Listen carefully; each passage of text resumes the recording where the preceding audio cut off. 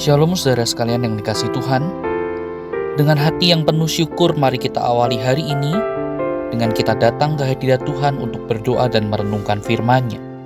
Mari kita berdoa. Bapa yang baik, kami mengucap syukur untuk kehidupan yang Engkau masih percayakan kepada kami. Tuhan, tolonglah ajar kami untuk kami hidup benar di hadapan-Mu. Pimpin dan tuntunlah langkah kami. Tuhan, sebentar kami hendak membaca merenungkan firman-Mu. Biarlah hikmat Tuhan bersama dengan kami, sehingga kami boleh memahami akan kebenaran firman-Mu. Dan mampukanlah kami untuk kami boleh menghidupi firman-Mu. Dalam Kristus kami berdoa. Amin. Saudara sekalian yang dikasihi Tuhan, di dalam perenungan kita pada hari ini, kita akan melanjutkan dari Amsal pasal yang ke-16, ayat yang pertama sampai dengan ayat yang ke-16. Namun, saya akan mengajak saudara-saudara membaca ayat yang ke-9 saja. Demikian firman Tuhan. Hati manusia memikir-mikirkan jalannya, tetapi Tuhanlah yang menentukan arah langkahnya. Sampai di sini kita membaca firman Tuhan.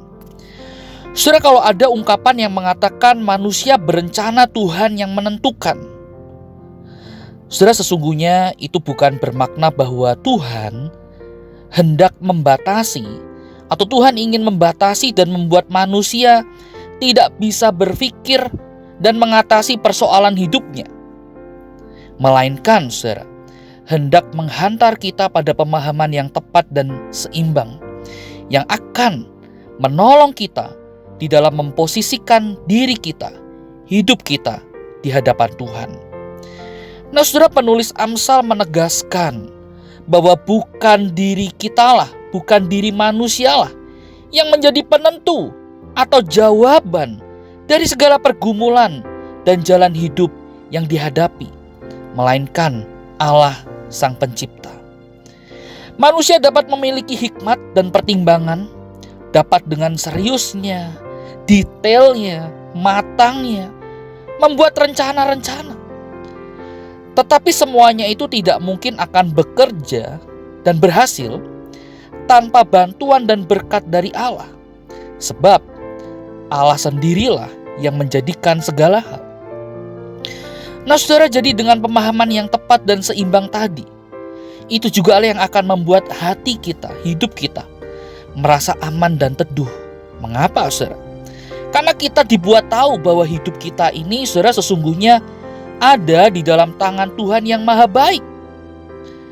Dengan demikian, saudara, kita akan diberikan sebuah keyakinan, kekuatan, bahwa ketika kita menjalani hari-hari kita, ketika kita mencoba untuk membuat rancangan-rancangan di dalam kehidupan kita, saudara, meskipun semuanya itu bisa terjadi tidak tepat seperti yang kita pikirkan, atau boleh dikatakan rencana kita, planning kita itu gagal total, kita tetap bisa dengan tenang berkata, Tuhan tetap baik. Sebab Tuhan tidak mungkin dan tidak akan pernah merancangkan hal yang buruk bagi anak-anaknya. Bukankah itu juga yang dikatakan di dalam Yeremia pasal yang ke-29 ayat yang ke-11?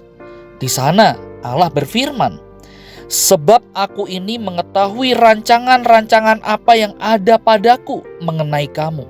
Demikianlah firman Tuhan, yaitu rancangan damai sejahtera dan bukan rancangan kecelakaan, untuk memberi kepadamu hari depan yang penuh harapan. Oleh karena itu, saudara, mari engkau dan saya, mari kita belajar untuk menaruh, menyerahkan seluruh rancangan-rancangan hidup kita ke tangan Allah yang maha baik itu. Sehingga, saudara, kita bisa menjalani hari-hari yang akan kita lewati nantinya tanpa rasa khawatir, tanpa rasa takut. Sebab kita tahu hidupku di tangan Tuhan. Hidupku diatur oleh Tuhan yang maha baik itu. Amin. Mari kita berdoa. Tuhan, kami mengucap syukur atas segala kebaikan-Mu di dalam kehidupan kami.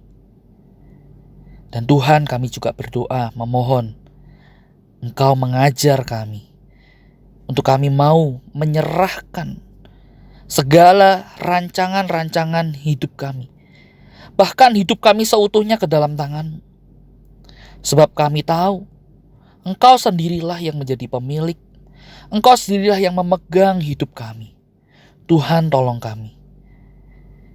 Tolonglah kami juga untuk kami boleh menjalani hari-hari kami tanpa rasa khawatir, tanpa rasa takut. Karena kami tahu Engkau peduli, Engkau memperhatikan setiap anak-anak-Mu, dan Engkau akan menolong menurut waktu dan caramu. Kami percaya hidup kami di dalam tangan Tuhan. Di dalam nama Tuhan Yesus kami berdoa dan mengucap syukur. Amin. Selamat pagi, selamat beraktivitas. Tuhan Yesus memberkati kita sekalian.